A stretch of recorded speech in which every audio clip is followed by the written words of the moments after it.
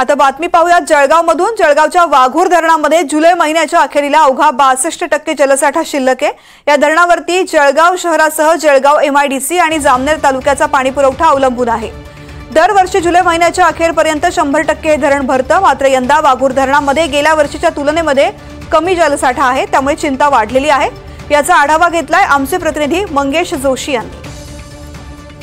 वाघूर धरण हे जिल्ह्यातील एक प्रमुख धरण असून या धरणाच्या पाण्यावर जळगाव शहरासह जळगाव एमआयडीसी व जामनेर तालुक्याचा पाणी प्रश्न हा अवलंबून आहे।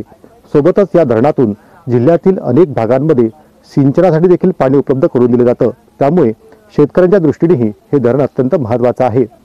मात्र यावर्षी धरणाच्या पाणलोट क्षेत्रात समाधानकारक पाऊस झाल्याने जुलै महिन्याच्या अखेरीस या धरणात अवघा 62% जलसाठा हा शिल्लक आहे।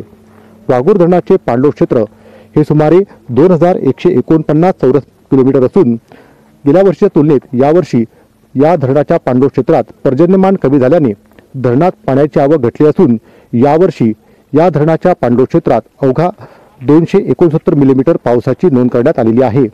दरवर्षी 700 मिलीमीटरपेक्षा अधिक पाऊस जो आहे या वाघूर धरणाच्या पाणलोट क्षेत्रात होतो, त्यामुळे जुलै महिन्याच्या अखेरीस वाघूर धरण हे 100% भरलं जातं।